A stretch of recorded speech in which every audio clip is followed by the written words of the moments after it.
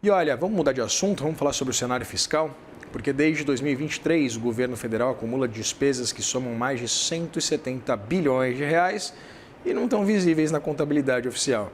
A manobra coloca gastos fora da regra, que busca traçar esses limites entre arrecadação e despesas, chamada de arcabouço fiscal. O diagnóstico está no relatório de acompanhamento fiscal publicado pela instituição fiscal independente, a IFE, do Senado Federal. E para a gente repercutir esse relatório e exatamente esses gastos governamentais fora do novo arcabouço fiscal, converso agora com Alexandre Andrade, diretor da IFE. Alexandre, sempre um prazer receber você aqui, seja muito bem-vindo.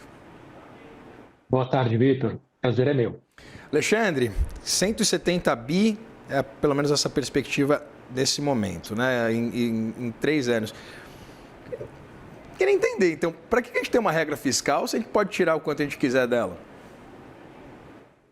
Pois é, esse tipo de manobra de excepcionalização de despesas da regra fiscal vai na direção oposta ao que uma regra fiscal preconiza, que é justamente transmitir comprometimento com a estabilidade das contas públicas no longo prazo e comprometimento com a aprovação de medidas que, enfim, transmitam uma sinalização para os investidores, para os detentores dos títulos da dívida, de que o governo está empenhado em seguir as metas e, enfim, o que as regras preconizam.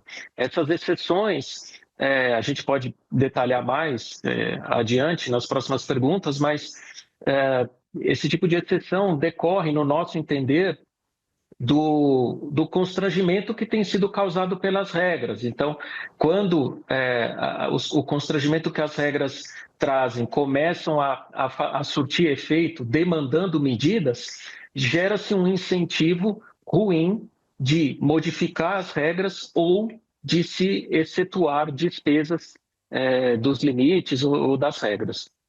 Pois é, né? Uma regra que o próprio governo inventou para ele mesmo desrespeitar.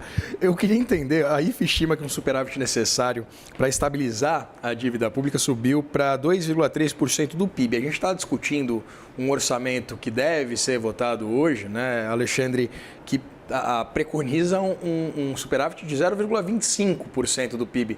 É minimamente factível pensar no superávit de mais de 2%?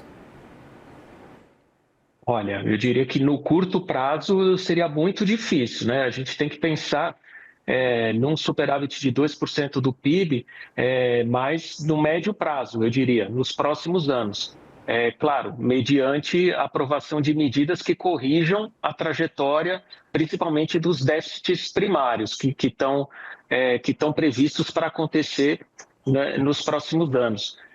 Mesmo para o ano que vem, de acordo com as estimativas que nós divulgamos ontem, eu diria que o quadro está bastante apertado para o cumprimento da meta.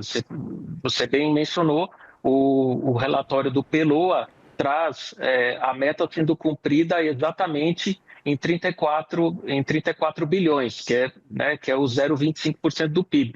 Mas nas nossas contas, ainda o governo faria um déficit efetivo de cerca de 90 bilhões. E tirando os 64 bilhões de abatimentos de despesas que estão previstos para o ano que vem, ainda assim haveria um déficit em torno de 25, 26 bilhões. Ou seja, esse montante seria o esforço fiscal necessário para se atingir o piso da meta, que é 0 no próximo ano.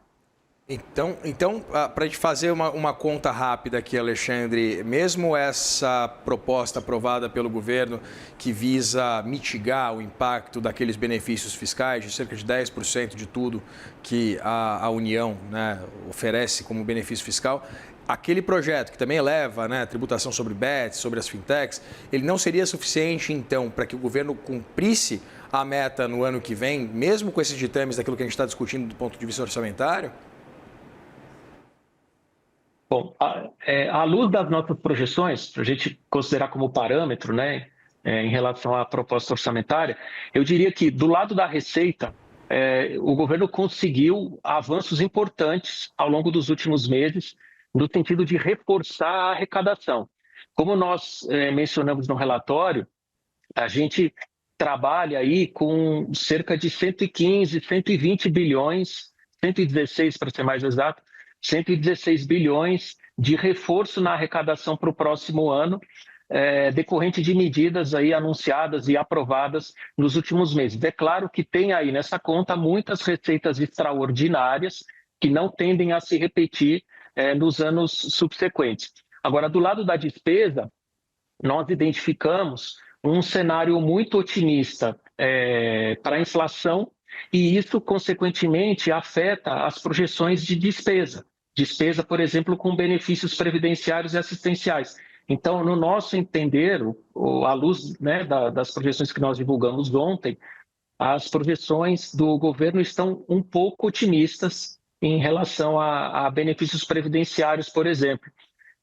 Então, isso explica aí essa discrepância nos números que nós apresentamos no relatório ontem e os números que estão aí apresentados no PELOA. Pois é, né, Alexandre? Eu estava dando uma olhadinha nesses números aqui. A IFE projeta uma receita líquida mais de 60 bilhões de reais inferior à apresentada no PELOA. Eu queria entender, então, exatamente com essa perspectiva, né, desse esforço fiscal de mais de 26 bilhões de reais que a IFE projeta que o governo vai ter que fazer, é factível a gente pensar no cumprimento da meta fiscal no ano que vem sem novas exceções à regra do novo arcabouço fiscal?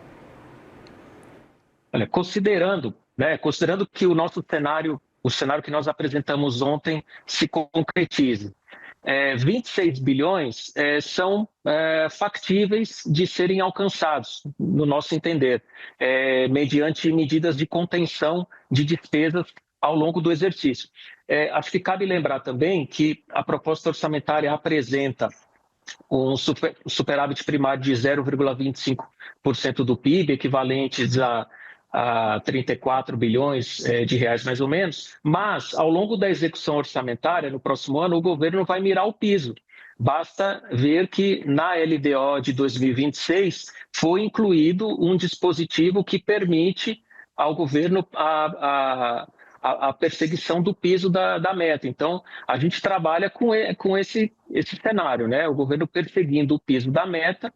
Então, o parâmetro não seria o 0,25% do PIB, seria zero. Então, para se chegar no piso da banda, da meta, eu diria que o cenário, sim, está factível, principalmente por causa das medidas de reforço na arrecadação que foram aprovadas recentemente. Estou dando uma olhadinha nessas projeções em relação a crescimento, né, de vocês, um crescimento de 1,7% projetado no ano que vem. E aí eu queria entender exatamente com essa perspectiva de um crescimento menor do que a gente registrou, né? Isso já está um pouco até precificado pelo próprio governo, exatamente por essa Selic bastante restritiva. O governo pode ter uma frustração do ponto de vista arrecadatório também, Alexandre? Pode. Esse é um risco que está colocado na mesa por causa, principalmente, da política monetária restritiva. A gente não sabe ao certo aí quando o Banco Central vai começar um processo de flexibilização da política monetária, mas esse crescimento que nós projetamos de 1,7% para o ano que vem decorre dos efeitos da política monetária sobre a atividade econômica. Agora, é claro que pode acontecer de ocorrer uma frustração maior, né, na atividade econômica, o crescimento ser menor e isso, consequentemente, afeta as receitas.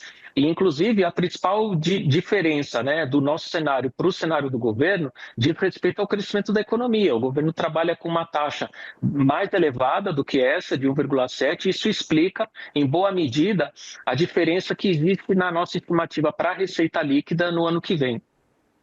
A ver. Conversei com o Alexandre Andrade, diretor da Instituição Fiscal Independente do Senado, a IFE. Alexandre, muito obrigado pela disponibilidade de conversar com a gente. Eu que agradeço, Vitor. Boa tarde. Até mais.